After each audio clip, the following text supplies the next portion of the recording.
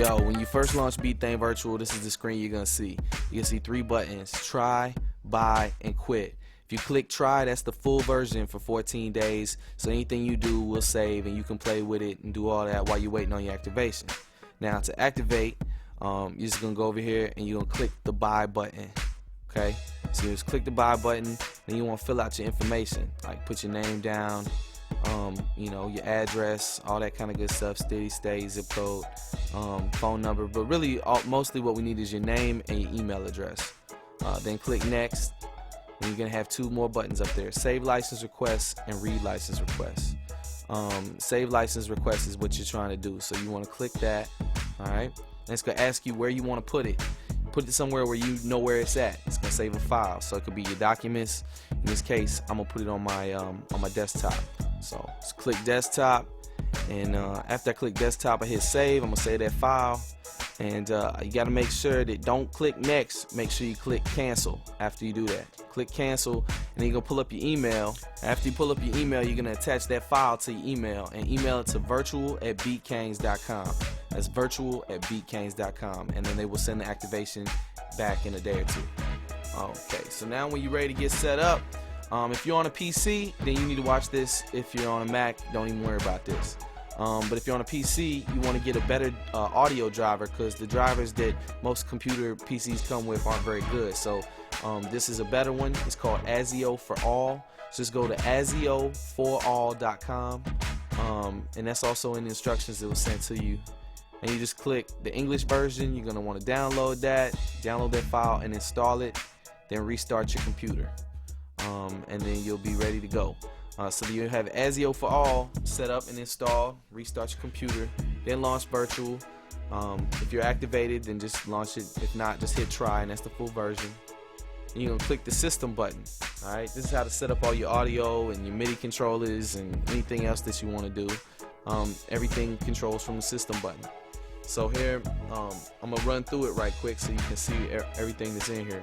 You got your input that you can select. That's like if your microphone input, or your input on your audio interface, or Soundflower if you're trying to sample YouTube, whatever. Wherever you want your input to come in for your sampler or your line through, this is where you're gonna select it. This is also how you set your input if you're trying to sample YouTube, but you gotta go get Soundflower. We'll talk about that later. Okay, so now this is my audio output on the second one, and this is like, so you want to set this one to built-in audio output on a Mac, or your audio interface, or you know, ASIO for All as well.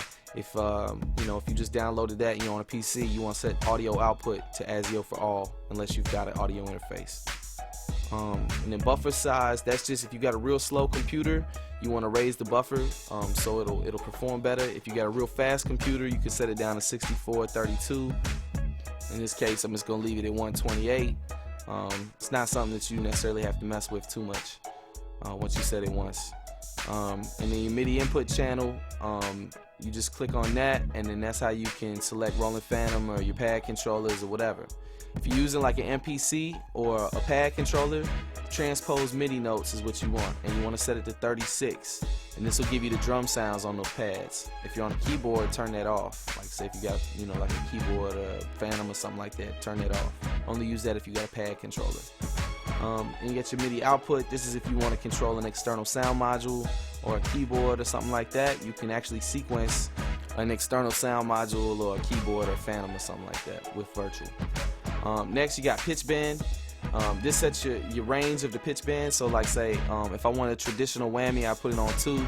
If I want like some crazy, really whacked out pitch effects, I put it on 12.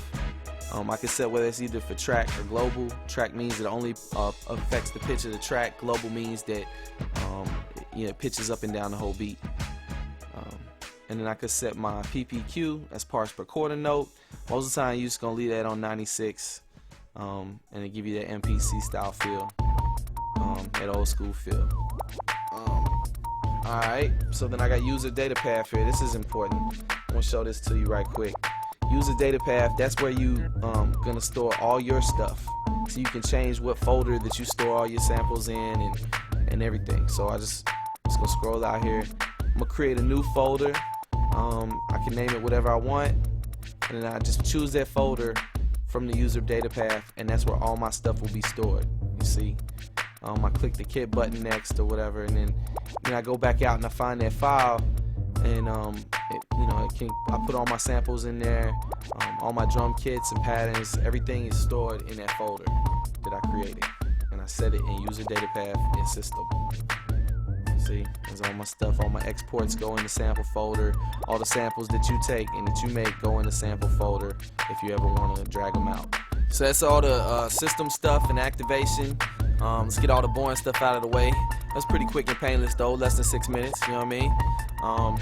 If you ain't never made a beat before, it's cool. We're gonna show you the way. If you already make beats and you're doing your thing, then we got some other videos too, and more advanced stuff. But we're gonna walk people all the way up from the basics, all the way up to, doing craziness. So stay tuned for the next video. We're just gonna go over the features and then get y'all up and running on this thing so y'all can start making hits.